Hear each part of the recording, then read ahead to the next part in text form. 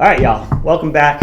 I've got Coach and Dr. Jared here. Hi. So we're both from Outsiders Barbell, home to CrossFit City Limits. Jared's a coach with us, but he's also a physical therapist, and he runs his own physical therapy concierge practice called Hutch Health Services. And so we're here today really to talk to the coaches. Members of gyms and athletes themselves might find this useful also, but this is going to be specifically to the coaches in trying to find where that line is of when you have an athlete dealing with pain or dysfunction, something going on. Where's that line where it crosses beyond what you should be doing yourself? And where's the line where you should actually be getting in there, giving recommendations, helping them through certain things? Because there's kind of a mixture of this going on.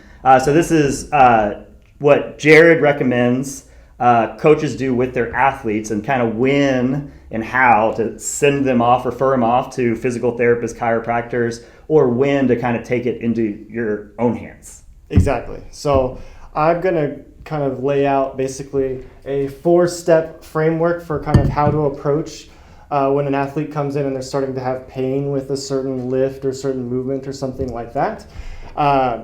This is not like groundbreaking, reinventing the wheel. This is some of it common sense. This is something that most physical therapists or healthcare providers are kind of approaching most physical activities and movements and exercise in this way. If they're good, hopefully they're doing this. And it's some of this is a lot of stuff that we're already doing in the gym. It's not like brand new stuff, but it's kind of outlining, okay, this is the right stuff to be doing. And if you feel like, should I do this or not? Yes. Yeah. And then there's also kind of a cutoff point where, okay, if it's getting to this level, it's time to maybe send this person off to work with someone like myself or a rehab professional who can get down into the nitty gritty and work, because some people are going to get to a point where, well, they really need one-on-one attention. It's going to take time, maybe weeks of working on this stuff and more goes into it, but we're beyond the point of it's just a little tweak or a little modification. We're needing to totally change up some of our plans and some of our programming, and there might be even some of it is more of a psychological and mental component that just is really difficult to attack in a coaching setting, in a group setting. And so I wanted to kind of lay this all out for the coaches so they have a couple of tools and support for what they can do, and then also kind of that understanding of when it's gone too far and it's time to recommend this that this athlete seeks further treatment, basically. That's perfect.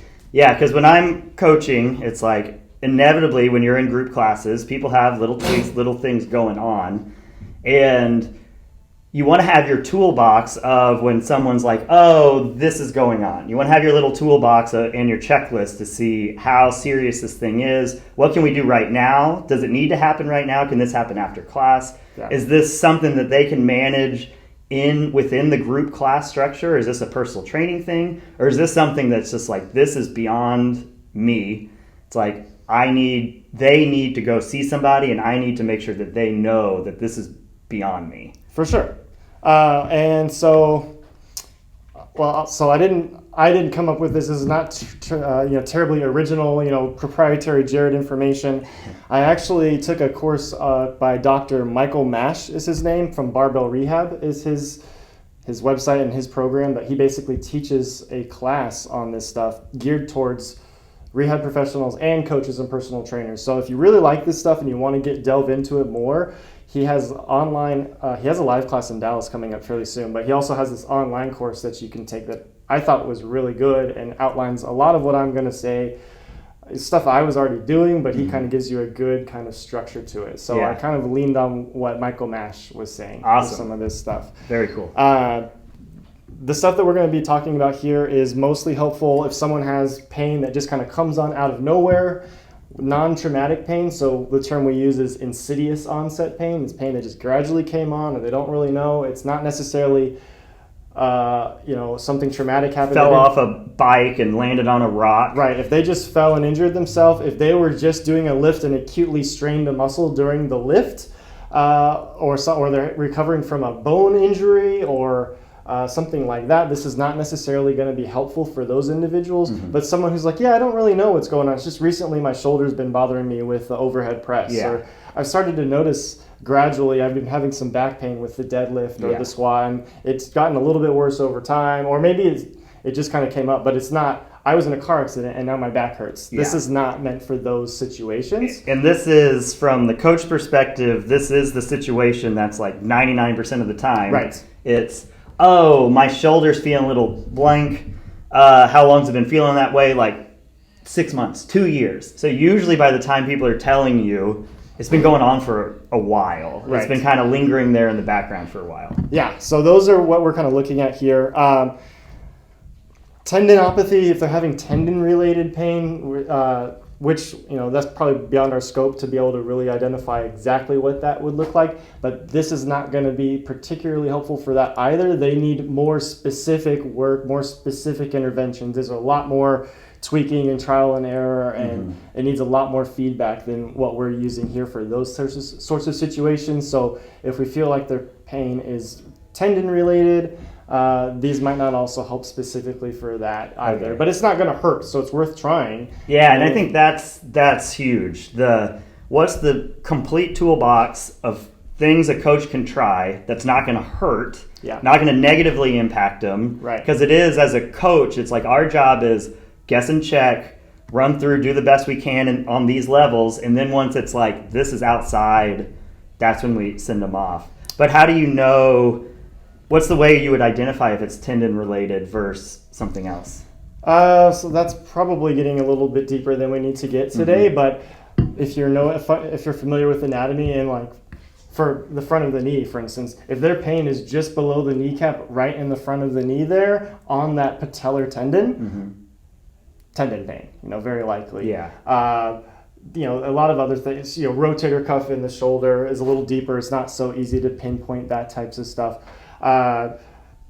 So that's something where the rehab professional comes into play. And so, along with all of this, it's never a bad idea to send them to the rehab professional first. Yeah. And then, or just say, hey, go talk to Jared, go talk to Chase, and we can pretty quickly tell this is something that shouldn't even be messed with the coaches, or this is safe. This is something you guys can work through and it's fine. So if we're unsure, I'm Chase. I'm sure Chase is definitely. I am always open to having. Chase is he's a chiropractor who's also a coach, and chiropractor has an office in the gym too. Yes. So if Dr. Chase Davidson also, but I know both of us are fine with having a conversation with someone. Yeah. We can tell in 5, 10, 15-minute conversation, maybe doing a little bit of testing and just knowing the background of how this came on. Of this is okay to work on with the coach and work on for now, or no, you really need to come and see us. And I'm glad you brought that up because if you say it, I feel like you're the one selling physical therapy. So it's like, of course you're going to say it, but I'm saying it, and I'm not selling physical therapy at all. Yeah. But in my opinion, everybody should be seeing a physical therapist or a chiropractor. There's good and bad physical therapists, and there's amazing physical therapists and amazing chiropractors, bad chiropractors. So the whole gamut. But you should be seeing a professional in this area, in my opinion, at least like quarterly, a couple times, even if you feel perfect. There's just so much that y'all can help identify and just get out ahead of. And then at the slightest of anything going on, I recommend going to see somebody. But so again, this would be for those people that it is the majority of people that just aren't going to take that step to go pay the money to go see a professional. And so they have let these issues kind of linger around. And so as coaches, we're trying to get ahead of that as much as possible. Exactly. So think of this as, the triage situation while you're waiting to get in to see the therapist. Or if you want to try some stuff before going in and seeking further help, these are some things to try. Or today's the first time this pain has come on, or this week is the first time I've started to experience this. Yeah. Okay, well, let's see if just a couple of modifications to what we're doing in the gym can make a difference for you. So with the gym, we're talking specifically to the CrossFit coaches here at Outsiders, where we're doing a group setting. There's a lot of pros to a group setting. There are some drawbacks, limitations. And so with this framework that we're doing, there's definitely some limitations when you're getting into bigger groups, when you have 15 people in the gym and you're trying to set up this framework for some one person that's having issues. It can definitely be challenging. And so it goes, I just want to say that out front, that just do what you can.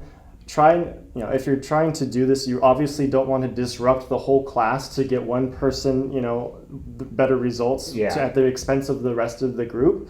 So if you have a big class, if it's busy, if it's a minor issue, maybe talk to them afterwards, maybe have it on your radar, but don't, if it's a smaller class, you can maybe really delve into some of this stuff and get more in depth. But just keep in mind the goal of the class setting is to treat the whole class and work with everybody.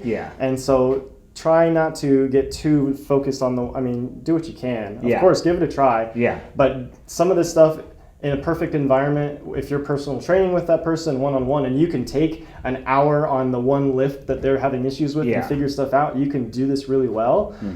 That's where, if you've tried doing some of this stuff, a couple core classes with this person, you've tried, over a little bit of time and not having results, or it's not getting through to them because you're not able to give them enough attention to do it. Well, that's a reason maybe you want to go and do personal training with them and one-on-one if you offer that and you're interested and they want to do that. Or, even the early steps that I'm going to recommend that coaches can do it. But I reserve time all day to do it individually in that environment where get away from all the distractions and we'll focus on the one lift that you're having issues with for an hour and a half and we'll figure it out. So because most members like to wait until workout's on the board, we've warmed up, we've talked about everything, they've gotten everything ready, we're about to hit go on the clock, and they're like, hey, Jared, by the way, my shoulder. It's just like, I'm hitting go in 10 seconds. Exactly. But this is why we really push our coaches to take advantage of the 15 minutes before class. And it's like, and a lot of it is social reasons and trying to get members to talk to each other, a lot of things like that. But that's also the opportunity to try and give yourself more time on these issues. Because if before class I'm like, hey, Jared, how you feeling today? And you're like, oh, my shoulder. Then it's like, bam, I've got 15 minutes and I've got the beginning. It's like, I can start wrapping my head around this. But when you come up to me 10 seconds before I'm hitting go, it's just like completely different. So a lot of this is coaches can put themselves in a corner by not being proactive before class or in warm up, figuring out how people are feeling. For sure. And that's, a big thing, the PT and me, when I'm coaching a class, I'm doing exactly that. I'm saying, hey, how are you feeling today? Specifically calling out specific people and saying, hey, Pat, how are you feeling today? And then how do you feel, how left yesterday's workout go for you? And, if they mention, oh, yeah, my shoulder's a little sore, I might, tell me a little bit more about that, just so you have it on your radar. But if you get in that situation where it comes up short notice and you can't successfully deal with it during that class, talk to that person after class. And then try to communicate either yourself or encourage the athlete to communicate with the other coaches, because they might go to different times or have different coaches. Exactly, that's a good Either point. say, let other coaches know you're having this issue, or, hey, is it okay if I tell the other coaches, or what other class are you going to go to? Is it okay if I tell Zoe about the shoulder issue that you're having? So that then Zoe knows. As a member, you've got to be an advocate for yourself. And you can't assume that me and you talk after every single class about every single thing that happened. And that even if we did, that we remember. It's like there's just so many people coming in and out and we do our best, but every now and then it's just like, oh yeah, this happened. It's like your knee, and then it's so. So just can encourage communication. In terms of in this group setting when we're using multiple different classes, different coaches, that's going to be key. Okay, so let's step into it. The framework here. Number one. Got my pen here. The first step. Someone comes in and they say, "No, I'm having pain with the squat." We'll say whatever. The number one thing that we want to do is to optimize their form. Okay. See if I can. And that one, we've seen issues get fixed immediately. Exactly. This is step one always, is optimize form and programming. Okay. So form, this is what we're talking about, like the MovementLink, right? The way that we want people to look. Okay, are we having, are we bracing? Are we having a good tight core? Are we keeping the bar over the middle of the foot? All the specific details that we normally coach to a newbie. Same thing. And of course, we're not talking about just doing this with newbies, but if someone's having issues, first thing first, is their form ugly? Yeah. Okay, and if you don't do this first, I mean, a lot of times, like you're saying, if you get this right and you fix this, and the programming in terms of the intensity and the volume of work that they're doing, and that's all you need to change. You don't have to change anything else about what they're doing, and it's so much easier if we say, your form was just a little off. An extremely common specific example that we see in the gym is front of the shoulder pain, and then they're either pressing with the elbow out or doing push-ups with the elbow out. Yep. And how and this is kind of the MovementLink stuff and why I like it, because usually when they describe the pain, they show you the form they use, and you can pick out, it's like, okay, I don't care if you're going to do a pull-up or whatever, I know you're going to do those things like that. And almost always what we see, and none of this stuff is going to be always, but a lot of the time what we see is pain in the front of the shoulder. The person goes, my arm hurts when I lift it up over my head. So it's like, okay, so now if we get your shoulder back and we create that good external torque and lift your arm up, does that hurt? And they say no, most of the time. Not all the time, but most of the time. It's like, okay, great. And they're like, but it hurts when I do this. It's like, well, great. Everything we're doing today is like this, and you have no pain there. So then they're going to have to back off because they haven't developed this technique, and they've done this tens of thousands of times, and now it's time to relearn some technique, which usually makes their performance go down a little bit, but ultimately that technique is what removes the ceilings on their performance, because there's only so much you can develop this way, and with the best leverages possible, you have the potential for more performance. Right. So that's first, is optimize the form in the standard ways that we have coached, that we know how to do. And it does not need to be 100% perfect. Okay? We're looking at correcting what I call the uglies. Okay? If it's just, oh, that looks bad, that looks gross, that's terrible form, way off of what we want to do, fix that.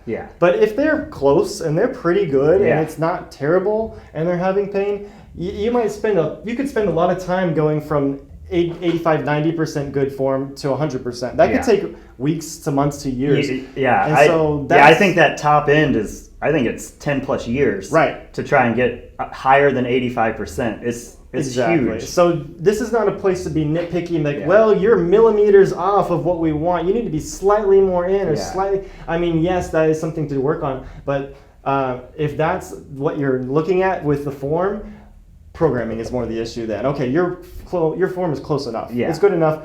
Then we talk about programming more so than form. And so what we talk about with the programming is the intensity, the frequency, and the volume of their training with that workout. Okay, so if their form is, again, 85% of what you're looking for, it's not terrible. It's pretty solid. And then just real quick, do you have like a list of priorities? Because when you're working with people on form, it's like if you see 10 things wrong, you only get to tell them one thing.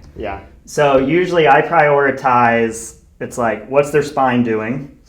And then what's their shoulder doing, if it's a shoulder or upper body problem, and what's their hip doing, if it's a lower body problem. And those things, because a lot of people, when they hear optimized form, they might see somebody front squatting and elbows are low, their upper back is rounded, and so there's a lot of things going on. But if the problem's knee pain, then we might ignore those things, because spine and what's going on at the hip is also knee, ankle, is going to be like, so it's the same thing you're talking about. It's triaging the form. Right. So that's where you can't address every piece of their form in one setting. And most of these people, they're going to have one or two issues that you can work on and focus on. And so it's kind of, okay, if the shoulder is what's bothering them, start with the shoulder position. It's triage where the pain is. And then you can build out from there. And that's where this part of the process might be, is several sessions, several weeks, hopefully not several weeks, but several days or several workouts in a row where they're working on trying to fix their form is the first thing, where in this group setting, you can't address everything in one setting necessarily. So that's where there might be some limitations, and where you might say, your form is so off, let's do a private session. You might need to do a private session to work on your form more. Getting to programming. So let's say their form is not ugly, it's pretty good. Then what I would look at is programming, and specifically drop in the load, right? The easiest thing to do if we're working on weighted exercises, if we're working on a barbell lift, is, well, if we just take some of the weight off of the bar, does it feel better? Yeah. Problem solved, right? If they have decent form and just reducing the load for now makes them feel better, that's all you need to worry about for now, and encourage them that this is still going to be an effective lift if you reduce either the load that you're doing, or maybe it's the volume, although in our setting it's easier to adjust the load than it is the volume is kind of fixed, and most people don't want to do less volume than everyone else. I mean volume, like number of reps, right? So if it's if there's a certain number of reps prescribed, most people are pretty hardcore about not wanting to do less reps. Because they feel like they're cheating if they're doing less reps. Yeah, but the intensity, the load is where it's a little open-ended, right? Yeah. You put, we do have RX, we have prescribed recommendations, but that is something that is very ingrained in our culture of, well, you do less, you do more, you do more, you do what works for you. Exactly. And people can be overshooting it, right? People can want to do more and be progressing that, and so that's where, as a coach, your form's not bad, just try a little less weight. Now, something that I feel mentally helps members, myself as an athlete also, is I look at everything. As soon as I find something to fix, now it's the first time I've ever done this lift. So if I've back squatted 1 billion times and I've been overextended every single time, the first day that I now learn how to stay neutral through the back squat is a completely new lift to me. It's like someone just taught me an overhead squat. It's a completely new lift, and that helps me in my head saying, okay, well, my overextended back squat PR is blank, but my PR with a neutral spine the whole way, which in the future is going to get me way higher, is going to be less, and I don't know where it is. And so that's where I think what you're saying is you got to adjust the intensity for this brand new exercise you just learned. If you've pressed like this 1 million times, you're not going to be very effective and efficient pressing like this in the beginning. And so you have to think of it like, well, this is not a push-up. This is how you did them. This is a push-up, and this is new to you. Right. Brand new. So definitely, if you optimize the form and change the form, lower the load a little bit for that person at that time. But let's say even if their form was good and you didn't change the form at all, and they're still you're saying, well, I don't need to mess with your form, it's pretty good. Then lower the load anyways for that person that day for a while. And that'll just give them a bigger buffer zone for mistakes too. For sure. If this feels good and it's light and I get one wrong, it's light and it was wrong, versus if this feels good and it's heavy and I get one wrong, it's like, and you got no buffer zone there. For sure. A way that I like to communicate this with athletes is using the rate of perceived exertion, the Rpe chart, or reps in reserve is another way to frame it. They're two sides of the same coin, basically. But essentially, if we're thinking a 0 to 10 scale, it's 1 to 10 scale, but 1 being sleeping, not doing any activity. 10 being a 1 rep max. I could not do more than what I just finished. And so this scale's used for somebody to rate how hard the set was for them. Exactly. So I will communicate this. If you watched our last podcast, we talked a little bit about some of this, but essentially 60 to 80% of our workouts should be in the 7 to 8.5 range on our RPE scale. Okay, so 10 is, I couldn't do any more than what we just did. That was the maximum effort, maximum weight. That's my 1 rep max on that exercise. 9.5 is, I couldn't do another rep, but I probably could add up 2.5 more pounds or 5 more pounds. I could do a little more load. A 9, I could do 1 more rep. And from there, so an 8.5 looks like, I have a chart for me here, 8.5, I could definitely do 1 more rep. I might even be able to do 2 more reps. That's kind of the max you want on a regular given training day for the most part.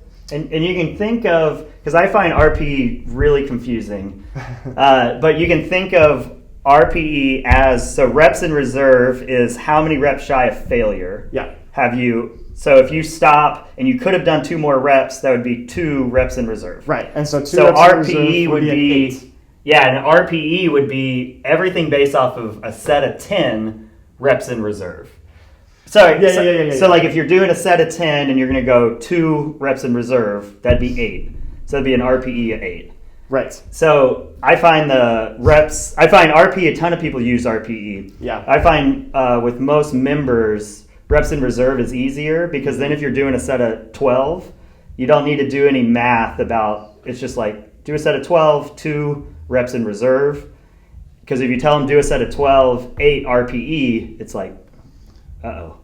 What is that? And I don't even know if that math was right there. I doubt it was. I just subtracted 2, which is not how it works. I think if you, as a coach, just have that understanding of we're not looking for a 10 out of 10 all the time, and we're looking for more a 7 out of 10, an 8.5 out of 10. And what that translates to is a 7 is 3 reps in reserve. Yeah. 8.5 is 1 to 2 reps in reserve. Yeah. Okay, but basically leaving something in the tank. Yeah. Unless the workout is specifically programmed, today's a max day. Yeah. We're doing 1 rep max. 2 failure. And those should be rare. Right. Those shouldn't be every workout. Those should be rare. Honestly, I'm only going to coach someone to go to a 10 if that's the program and they feel great. Yeah. Even if the program says max reps, max effort, if that person's saying I don't feel great today, okay, you're an 8.5 out of 10. You're doing 2, leave 2 in the tank. Yeah. It's max effort for you today. There's no need to go max effort. If you're not feeling well, then you're not going to don't push the limits. And that's a real good point because that's the coach's job because the member needs to understand that it is okay because I do it all the time. I'll come in, it's like says the max, I'm warming up, it's just like something's just not feeling off. So now I'm going to make sure I get in 5 heavy singles. I'm not maxing today, but I'm going to get some heavy work. And it's exactly doing what you're saying. Yeah. But the coaches need to make sure, because members see this is what's on the board. I have to do it. Yeah. And it's our job to make sure that they know you don't have to do it how it's on. You actually shouldn't do it exactly how it's on the board every day. Yeah. And here's how you might change it, but why might you change it in this way? And so, think of it as my max today is not necessarily my PR. I shouldn't be seeking a PR every day. Yeah, they can be plus or minus about 16%. Yeah. On any given day, which is crazy different. Right. There's a lot of variation, huge difference. And so that's where if you've been in a workout and I've been in the workout, you'll see there's days I'm not pushing myself that hard, and I'm finishing last on the workout or whatever. And then there's days where I'm pushing myself and I'm failing on the lifts. Yeah. So.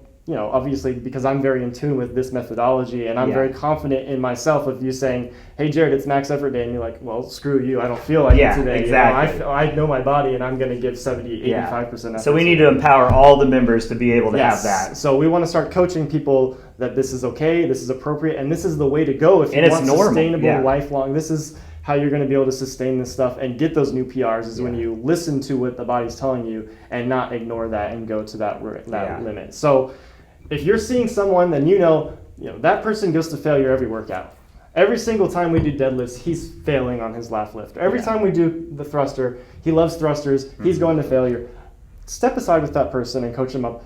This is not meant to be a failure lift today. Yeah. Okay, the focus is not going to that 0 out of 10 reps in 0 reps in reserve. Mm-hmm. Leave 2 in the tank today. I do not want you to fail today on your lift. If you failed, then you overshot your workout. Okay? Because, you leave 2 in the tank today, and instead of getting this much results, you're going to get just barely under it, but the next day, you're going to be able to get back up here, and if you go to failure the next day, bam. So it's like it's all just fatigue accumulation and controlling that stuff, which is why, going to max one day is probably going to have a bigger stimulus than not, but it's going to affect possibly the next weeks of workouts and what you're going to be able to get out of them. So that's why leaving a little in the tank, you don't lose hardly anything that day. Yeah.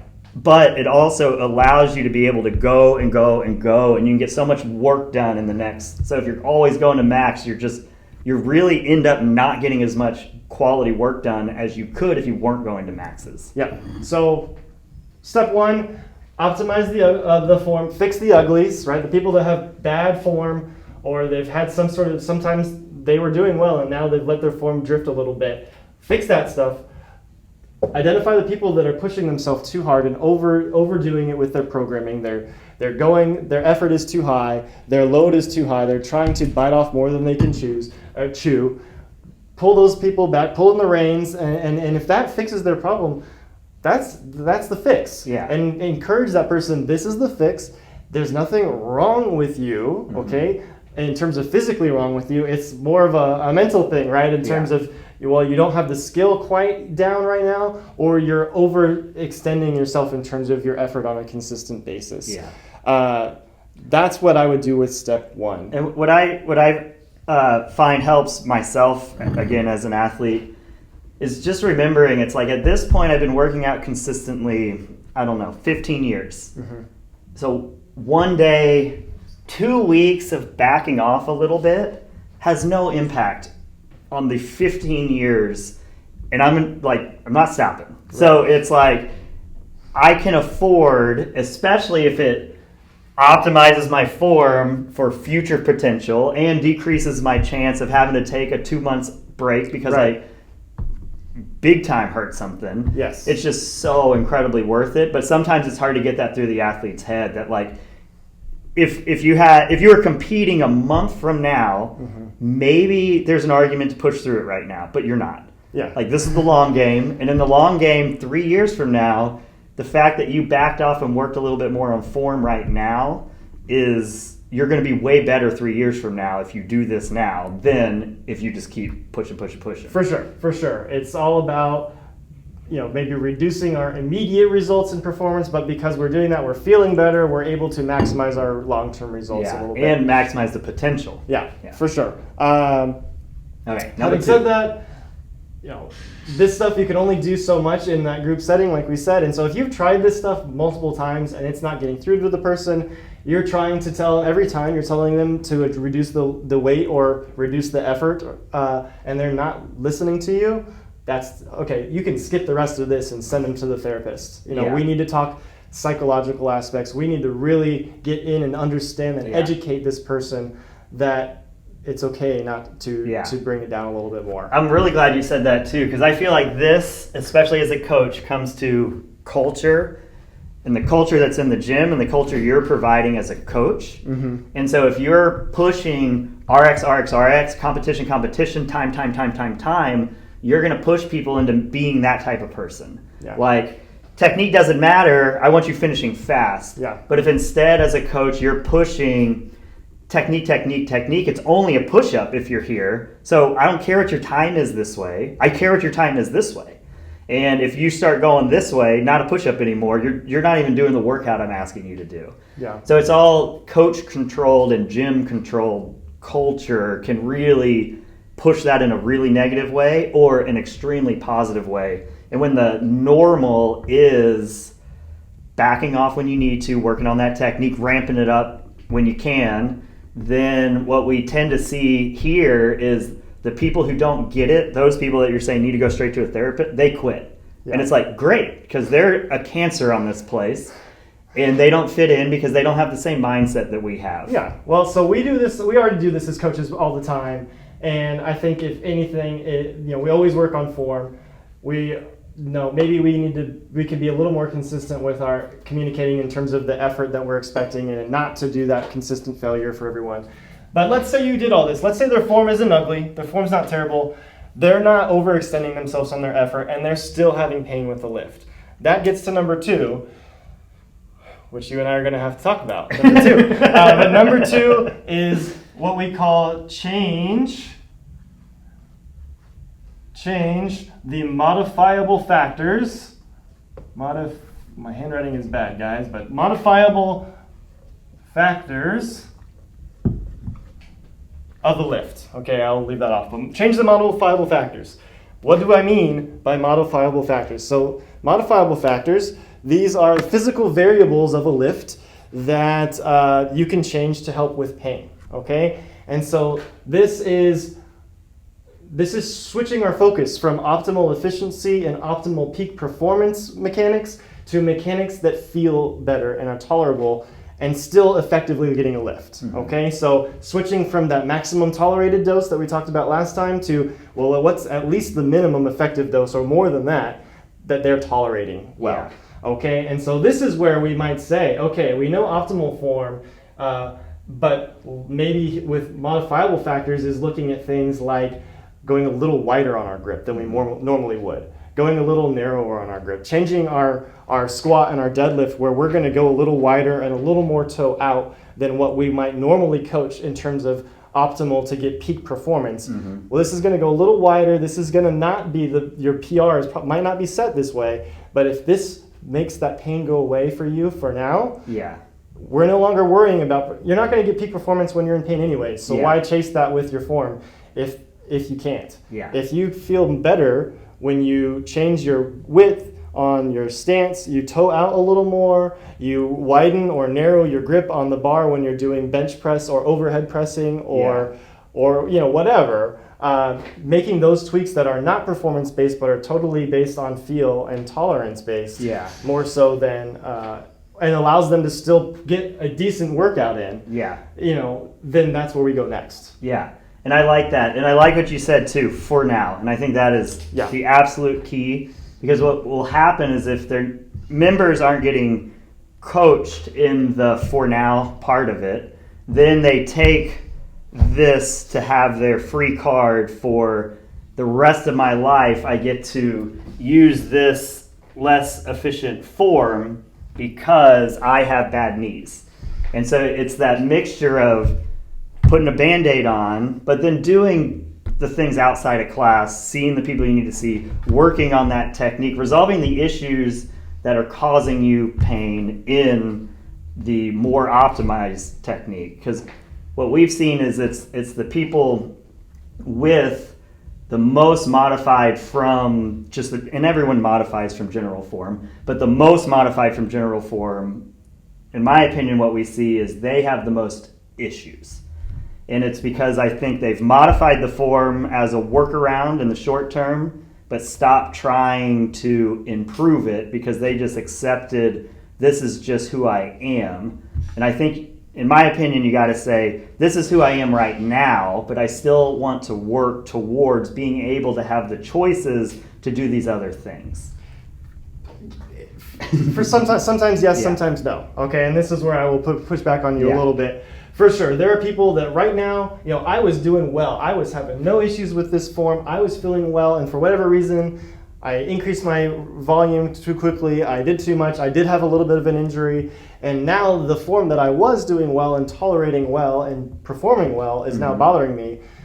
Okay, we'll switch it for now. Let your irritated tissue calm down from that lift that was irritable. And then we might do this for a number of weeks. And then, okay, let's see, can we ease back into our optimal form with a little less load again? And go from there. There are people, though, where optimal form, what we think of as optimal and most biomechanical efficient, is just not going to work with that person. Think of it of trying to put a square peg in a round hole. And every time we try to get their form closer to this, it irritates their hip. And that's the most common one that we see, I see a lot, is people want that standard width, that standard position for their squat, but because of the way their hips are shaped, people's bones are literally different shapes. Where if someone's hip socket is angled a little differently and their leg bone is rotated differently, no amount of form correction or training or programming is going to change their hip bone. And so for some people, these modifiable factors are going to be lifelong things. There are people where they can get their 7 to 8.5 RPE consistently with this. If we switch them to this, they start to develop issues. Okay, you're just a toe out person. There are absolutely people, and there's nothing wrong with that, right? There's people, if they can keep lifting and keep strong and keep healthy and feel well with some modifications, again, these are slight modifications. And I think that's perfect, because I think it is, when you see people with these modifications, they don't look like they're doing like the textbook form, but they still look like they're having, the form still looks good, because they're still accounting for the torque, the stability on the feet. It's like you don't see extremely nasty looking things. It's just not like the way I squat and the way you squat look extremely different. But I think if you look at both of us squat, you're like, man, they look so different, but they both look like they're squatting the right way. So I think that's where, it gets accounted for. And I think I agree with what you're saying. And I just think some people, it's like sleep. not everybody needs 7.5, 8 hours of sleep. There's some people that only need 4 or 5 hours, but there's way more people who think they're that person than are those people. So I think that's where seeing someone like you, so you can tell them, oh, you are this type of person, and getting it beyond the coach of, I can guess, but like, let's before somebody just goes toes way out forever, let's get them to have someone who really knows what they're talking about, tell them like, that's the move. Well, and that's where communication is key. Yeah. Right? Asking the person, have you tried a wider stance with your squat? Yeah, it feels really good. Or, yeah, I did that for a while, now I'm coming back. Or have you tried this form? Yeah, every time I do though, it bothers me. You know, if it's repeated efforts of going back and forth, or, you know, that's where it's like, okay, well, maybe you just need to do this for a while longer. Yeah. And, you know, it's a wait and see approach. It's something where, okay, let's move more towards efficiency and optimization. Yeah. And it's all a spectrum here, of course, right? There's not, this is good, this is bad, this is effective and optimal, and this is suboptimal. It's, of course, a gradient scale there. But that's where having that communication and talking to the person, well, what's your experience been? What have you tried? And if they say, well, you know, I was doing good form, and then I found that this feels better for me, so now I just do this all the time. Yeah. That might be someone that you can say, okay, well, let's see if we bring those in a little bit and just gradually bring it in a little bit. Might work. But if we start to come in a little bit and then they're saying, yeah, I'm starting to develop more pain again, okay, move back out a little bit. And you know, it's somewhere in the middle. Again, we don't need extremes forever. Yeah. But the changing these factors, And there's also the scenario of their form is modified for like a restriction, like squatting, their ankles aren't moving the right way. Yeah. And so in that scenario, turning the feet out lets them squat lower. It opens up a lot of options for them. Mm-hmm. But so that would be something where it's like pushing them towards getting the feet straighter. But to be able to do that, we got to get their ankles moving better. Right. So kind of the balancing. But if we let them just be like, your ankles are fine, feet out with the squat, then that's why it's a hard balancing act on when do we push them back and when do we say, you're fine. And that's where you just have to be flexible and fluid and understand athletes aren't going to get it right. Coaches, therapists aren't going to get it right 100% all the time. So let's try this. Oh, that didn't work. Let's be quick to try different things and be okay with that. Yeah. So with the modifiable factors, the goal again is to continue to train in a tolerable fashion and still get an effective workout. Okay. So if they're going back to programming, if they feel better with their programming, but we're putting them at an RPE of 4, or they're not getting a workout anymore, it's like, well, yeah, it feels good, but it doesn't feel like I'm not getting a workout. I'm not stressing my body at all.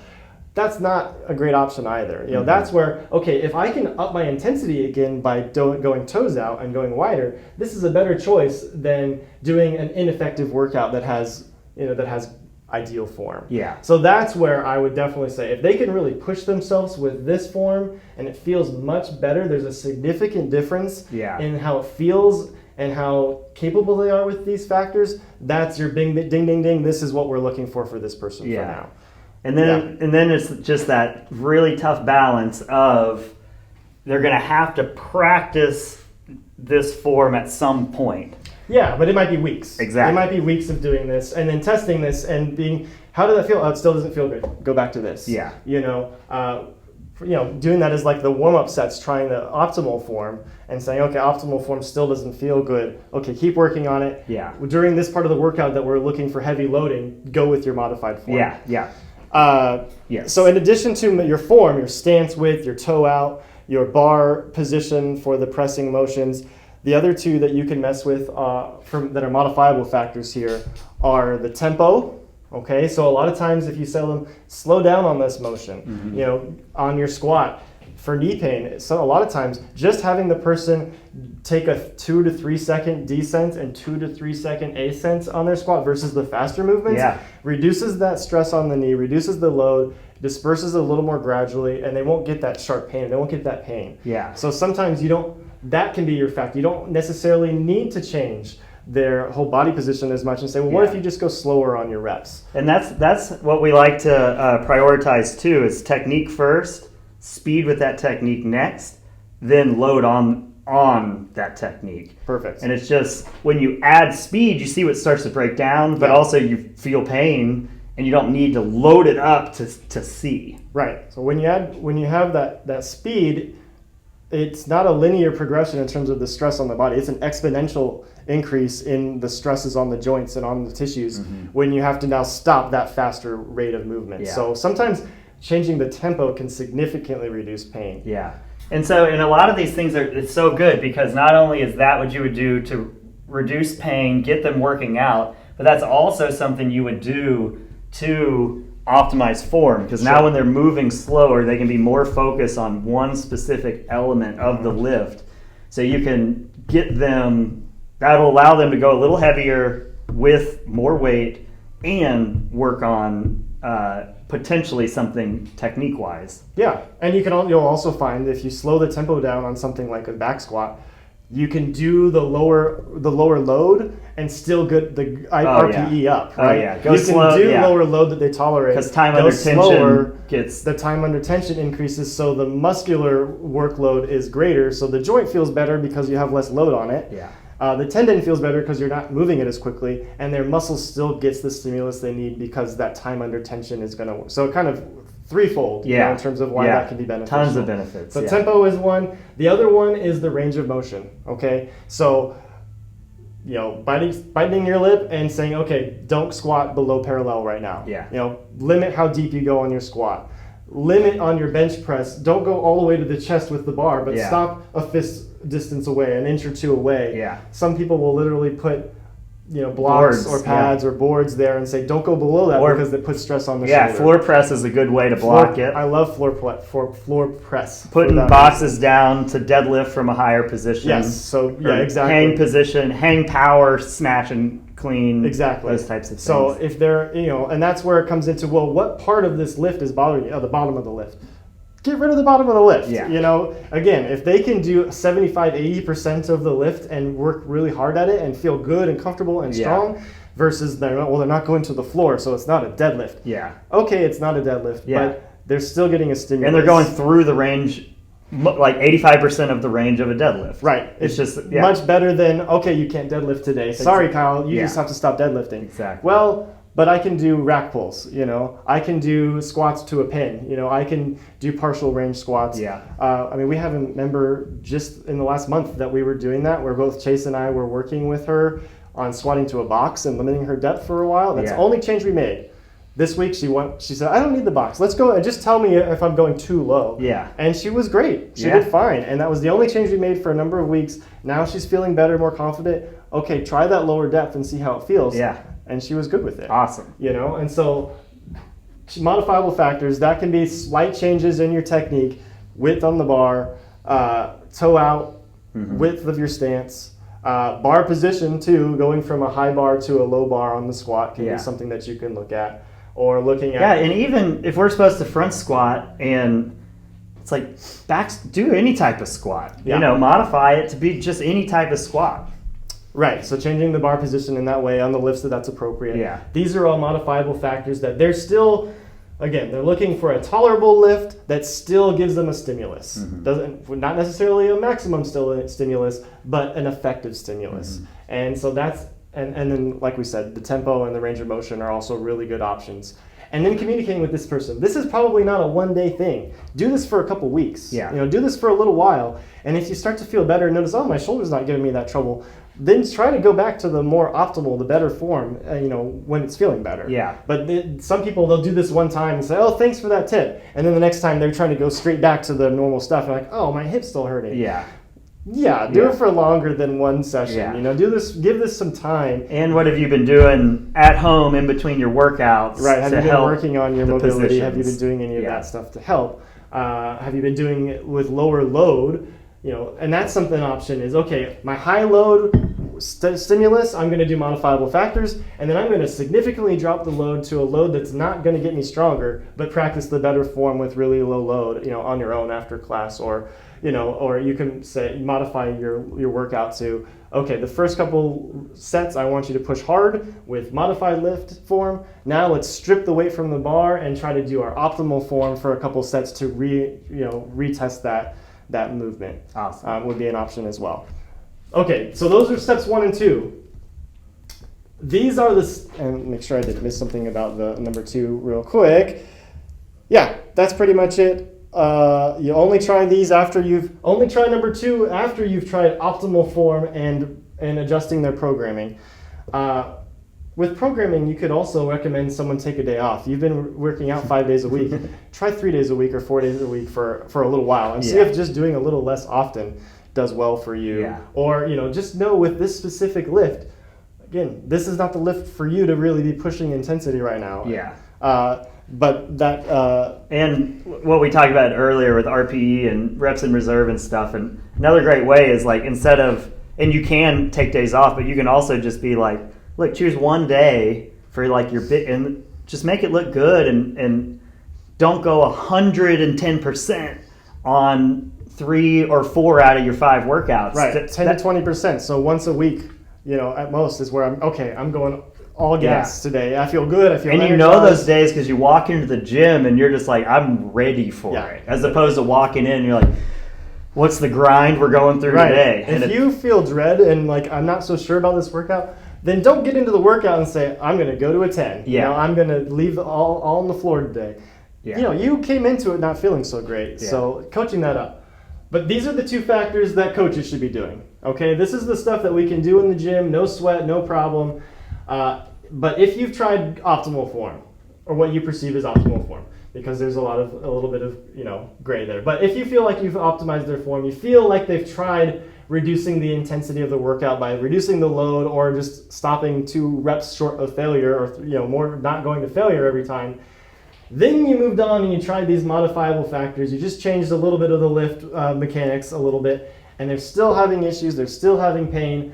This is 3. I'll show you 3 and 4, but this is for the rehab professional. So I'm going to share with you guys just so you have an understanding of what it is that I would do with someone and how to approach it. And some of this stuff is stuff that you potentially could do, but basically, number 1 and number 2, this is training around our pain, right? What can we do to still get a workout without attacking that pain? Mm-hmm. Okay, we've done all those things. None of those options are working. So now we're working through pain. And this is where the pain expert comes into play. This is where this takes more attention. This is going to take weeks a lot of times to get out of this hole back to where they can do the original lift. It takes a lot of reassurance and coaching and support, and it's just and you want to be monitoring, is that pain getting better? Is it getting worse? Is it a sign that, no, this actually needs to be seen by a physician, this needs imaging, this needs further interventions than just exercise-based interventions. And that's really where, I come in, or Chase comes in, a physical therapist, a chiropractor, someone who's a rehab professional will take these next steps in the process.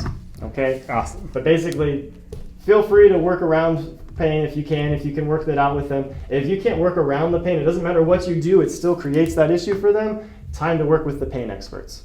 Okay? So number 3 on the list, this is to substitute. I'll draw a line.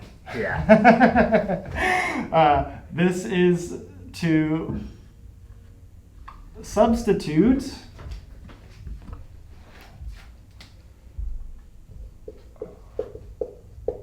Coaches, pros.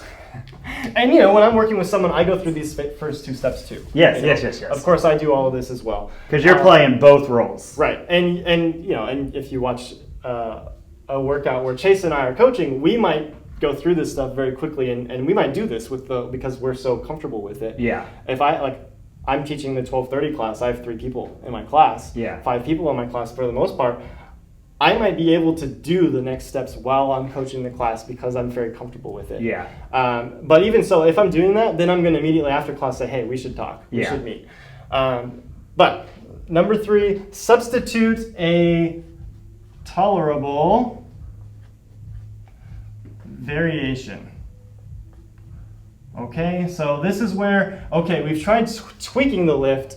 Now we're taking that lift out of the repertoire and we're going to do something else that's going to allow us to still train, because again, the last thing we want to do is stop training, because then that creates lots of other issues and it makes it harder to crawl out of that hole. But substituting a tolerable variation, a different lift, okay? So this might be, okay, you need to stop snatching and but cleans are good for you. When they say snatch, let's do cleans for now because it's kind of a tolerable lift. Yeah. Or maybe you can do dumbbell snatches instead of barbell snatches. Yeah. It's technically a tolerable variation to the lift. And I would say, but correct me if you disagree here, but I would say a coach can do this, but then when they do this, they need to send them out afterwards. Yes, if you find that you can, because again, if you have a class situation where you have the time, you have the ability to test because again, if you might be getting into disrupting class if you're doing this. And so if you're doing this all the time, stop, But you say, today's a light class, everyone's good, they've got what they're going on. I've got some time and,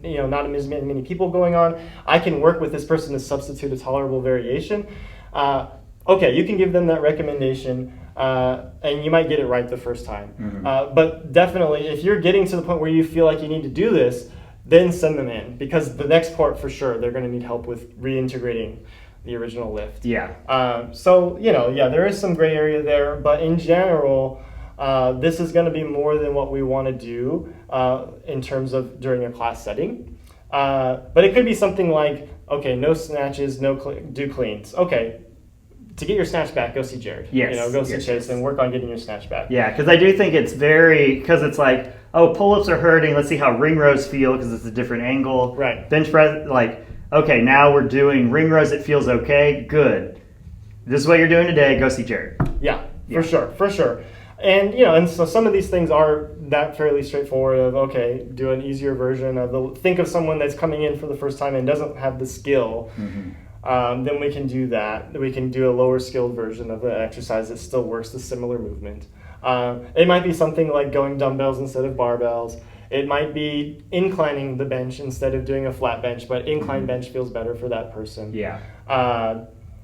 Going to a full sumo squat or sumo deadlift instead of the traditional version, but or doing lunges instead of squats for now. Okay, for now you're going to be a lunge person, but this is where again there's so many variables, there's so many different options, and getting the right option for that person in a timely manner, in an efficient manner, in a group setting is challenging. So if you want to take a stab at it and say, okay, well here's the most likely variation, and that works, great. If you're having to go through multiple variations and let's try this version, let's try this, you're losing the class, and it's no longer worth it for you. Send them to send them in to deal with the pro. And then in the moment as a coach, like that person came to work out, so most of the time they're not going to accept I'm not doing anything. So that's where if it's like try this, not working, it's like great. I'm going to come up with something, it usually involves the assault bike, where you get to get a workout in and you're not putting whatever your injury is, and it is just a complete change of the workout. Yeah. And it's like, we're not pressing overhead, or maybe you're on the assault bike, it's like you're not even going to use your arms, you're only using your legs. But a complete change, I think mentally helps that person still get their workout, and then it's just like, you got to go see somebody because you don't want a complete change all the time. For sure, right. And there's a huge psychological aspect to that. If they're having to modify and change the workouts every time they work out with the group, then they're going to just have this perception of, well, I'm not good, I'm broken, and there's something really wrong with me. Yeah. Well, let's work with a professional to address those issues and have confidence that this is a temporary thing, this is something that we can overcome. Yeah. Let's get you working on some specific accessory exercises to get back to where we want to be. Yeah. But once we make this substitution, 4 to 6 weeks with this, okay? If we've gotten to this point where we need to make a substitution, I mean, you might find, okay, today I needed to do it, and tomorrow I feel okay, but then 3 days from now I need to make the substitution. We're just going to keep that substitution for 4 to 6 weeks.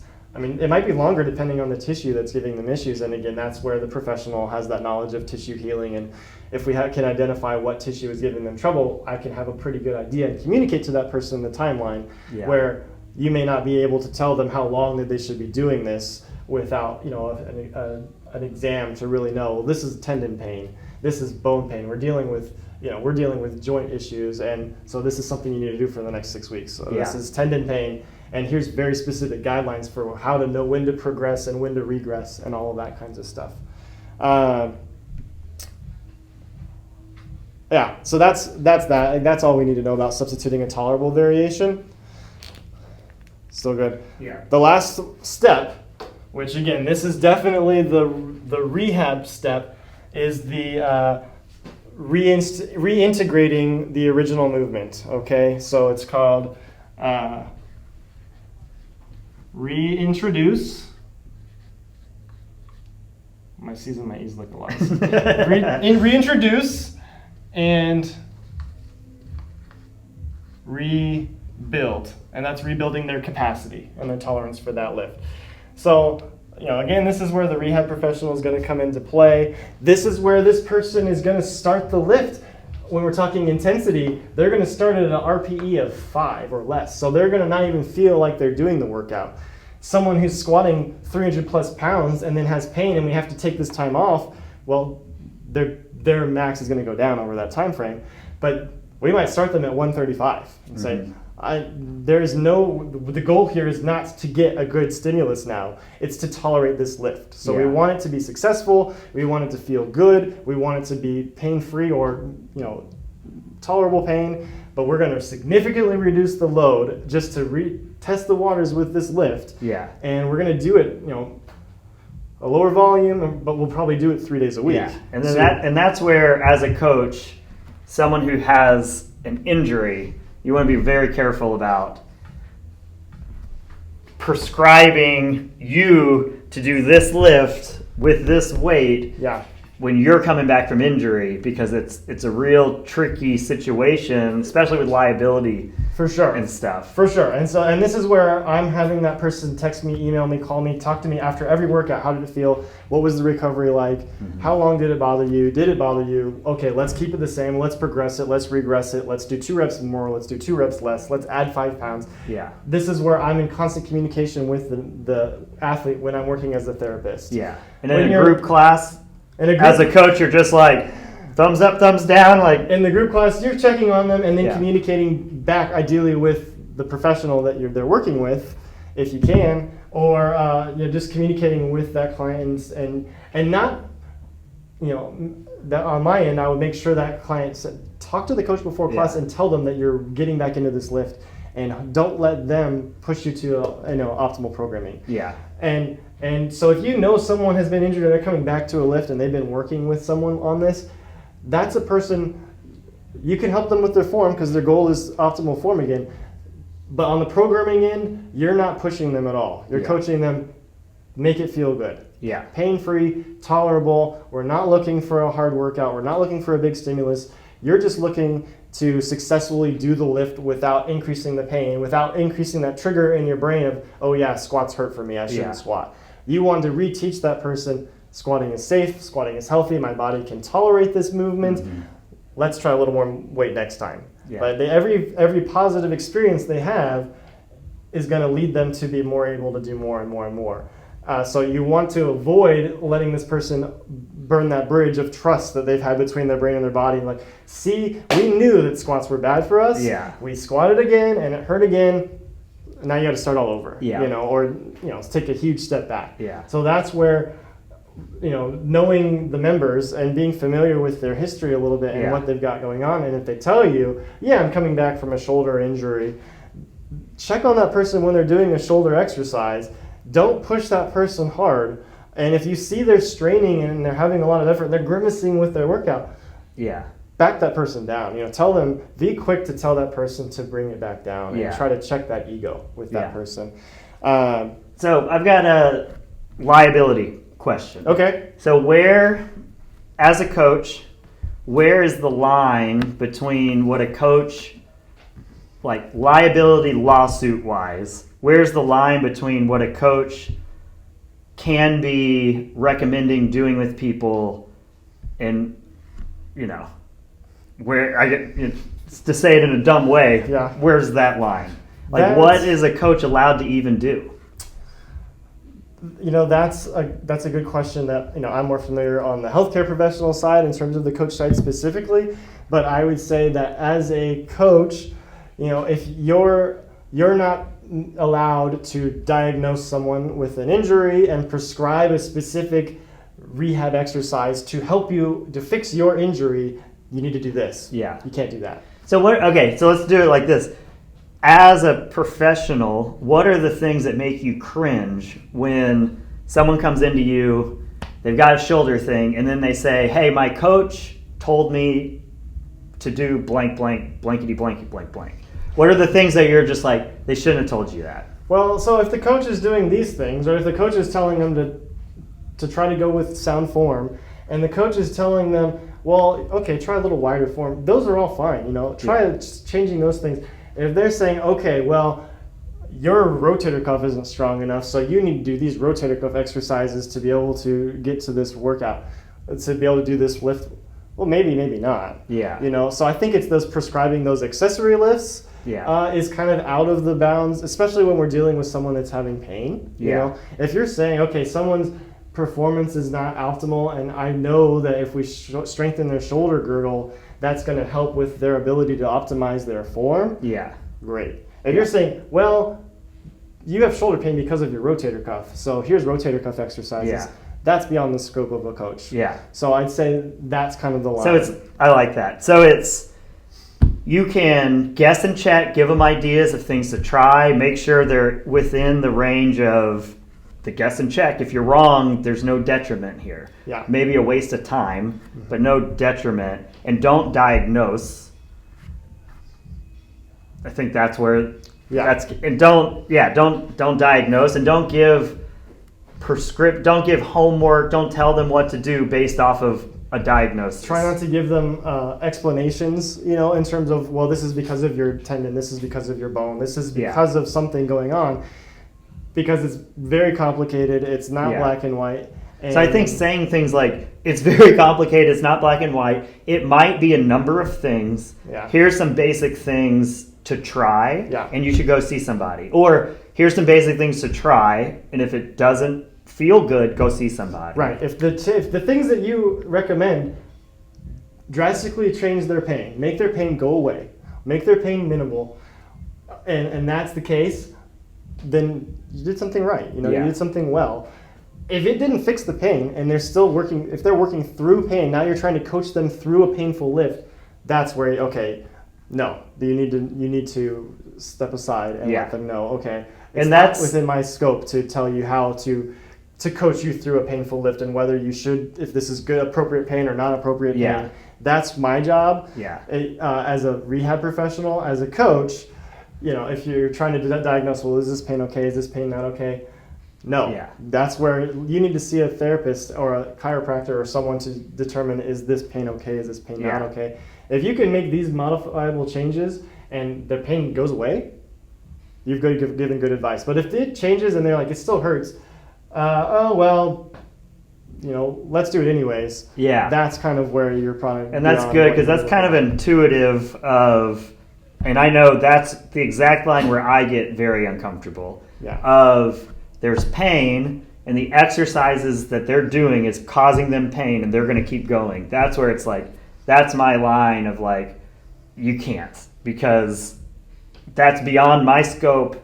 It makes me extremely uncomfortable. So that's where it's just like, we're going to change the workout completely so everything you're doing is pain-free, because I'm not qualified to let you do things that are painful. Right. And that's why this step here, you could offer someone an easier exercise, basically.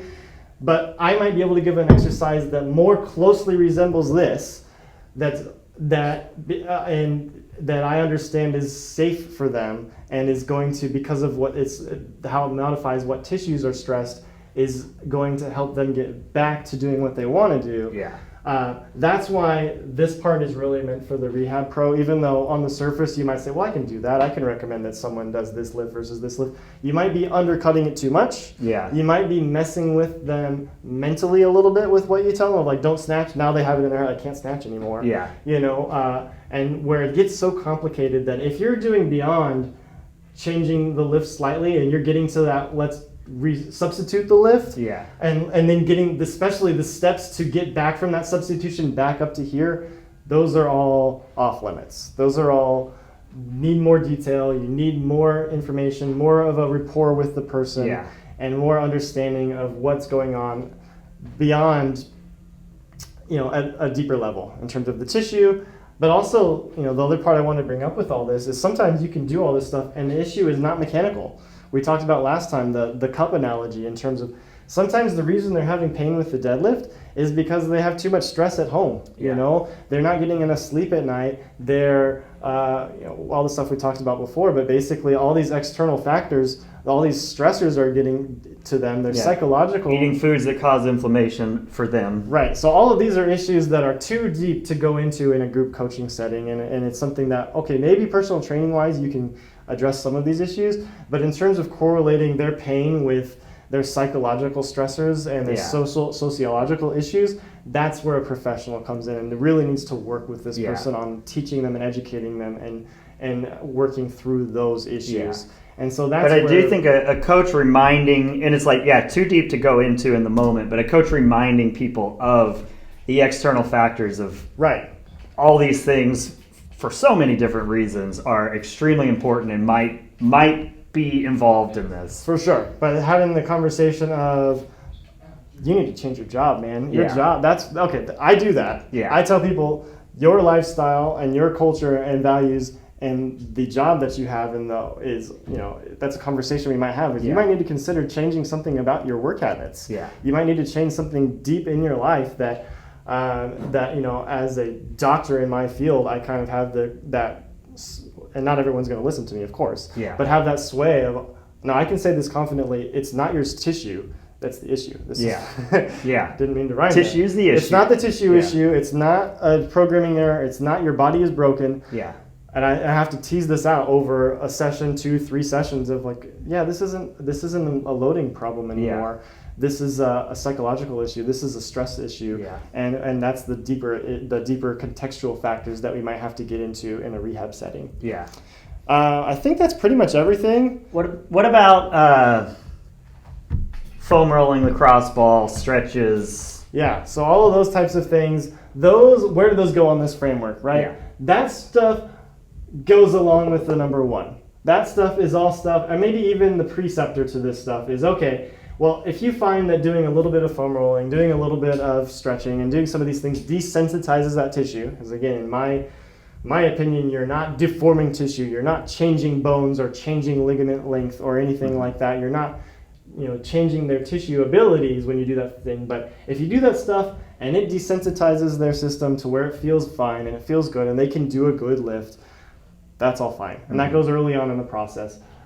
But we also recognize that as someone will desensitize to the foam roller, they'll find, well, it started with 30 seconds of foam rolling worked out. I'm going to do 10 minutes of foam rolling to get the same effect. Yeah. You get resistant to that stimulus as well. Yeah. So if they're having to do 30, 45 minutes of, prehab, foam rolling and all these, and stretching and all these extra mobilization techniques to get to where they feel well enough to do the lift, better to change the lift. Better to look at the programming. Look at I always look at the program. I'm just not a huge person with that stuff because it's not a long-term fix. It's kind of like putting a Band-Aid on a dike or whatever. Yeah.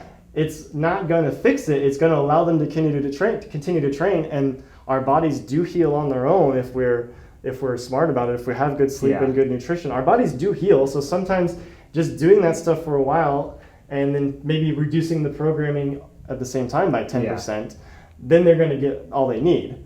That's fine. But if you're only doing those types of things and not addressing the programming and not addressing the form, then it's always going to be an issue for them. Yeah. And they're going to get to a point in a year from now where like, well, it did help when I was foam rolling, but now it doesn't, so I'm worse than I was. Not necessarily. You're just used to foam rolling and it no longer gives you that same stimulus, that same desensitization that you were looking for. You need more pressure, you need more time to get that same desensitization that you were getting early on. It's like medicine. Well, it started, when I took a narcotic medicine, one pill did it for me and I could go squat and do whatever I wanted, so obviously I'm fine. But now I have to take 4 pills. So my body's worse off than it was. Well, maybe it isn't. Your body's not. You're just used to the medicine now, and now you're addicted to the medicine and all kinds of issues with that. But it's the same. It's not exactly the same because it's harmless. Harmless when you talk about foam rolling or stretching or these types of things. The only harm is that if they're not doing these things, right? If they're doing this, they're kind of chasing this carrot. Well, this makes me feel better, immediate results.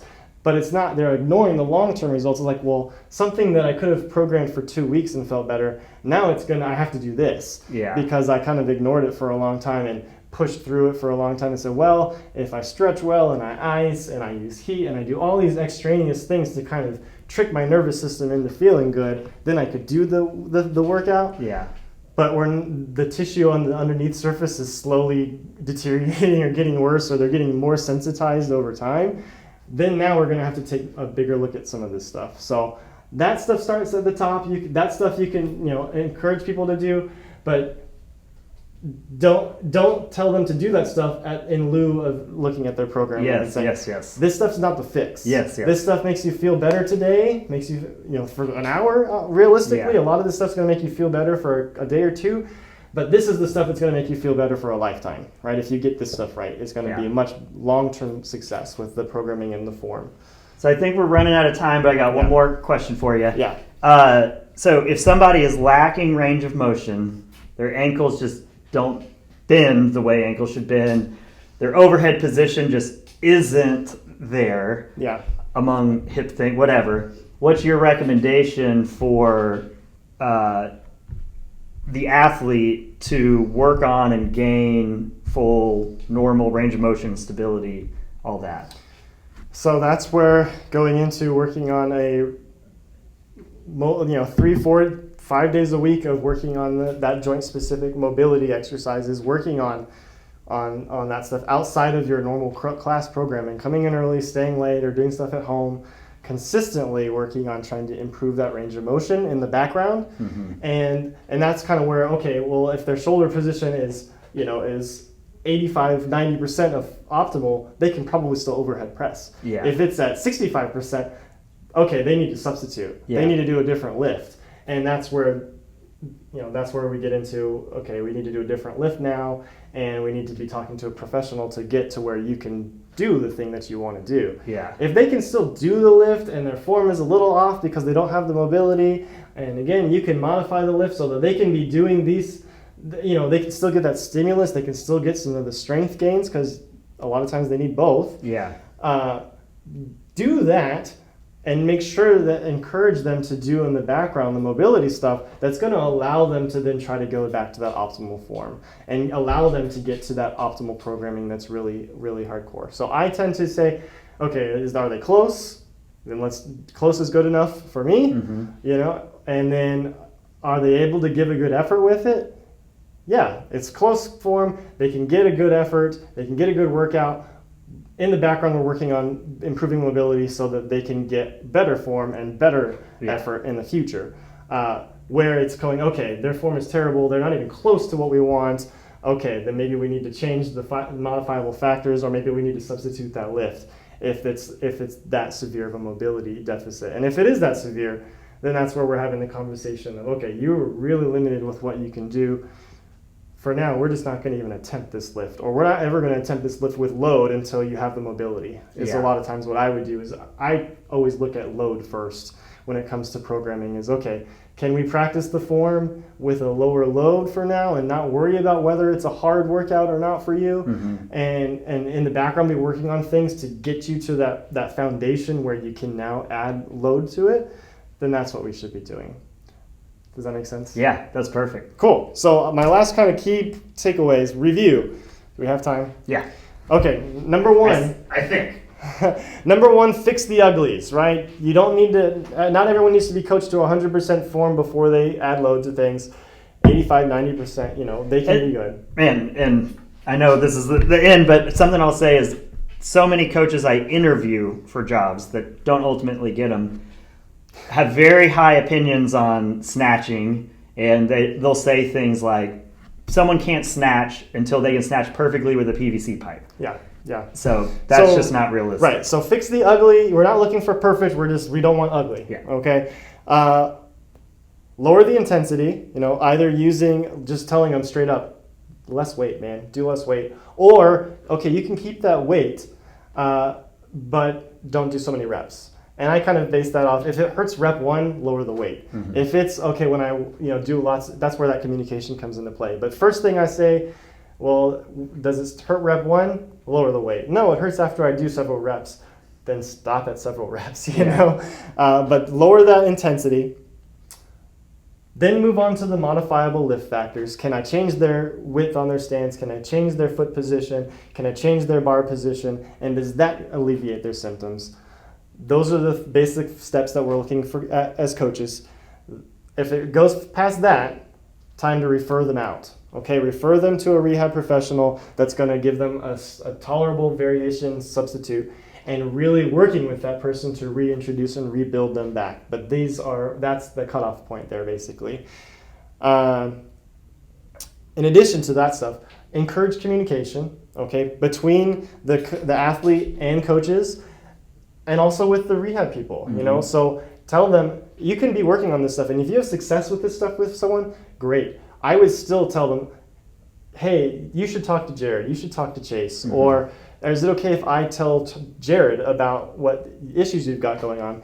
Just so we have it on our radar, so it's not a surprise to us when this person comes in with, oh, my shoulder is oh yeah, I've known you. Or if I'm coaching the class, I can maybe do some of this stuff with the person in the class. I can go up to them and be like, hey, I heard your shoulder's giving you trouble, and talk to them before class, and I can tell them, yeah, let's try these things during class, or okay, talk to me after class, where I can get this taken care of before they have a bad experience in the gym. Mm-hmm. So encouraging them to communicate, or getting permission from them for you to communicate with the rest of the staff and the healthcare professionals is super important.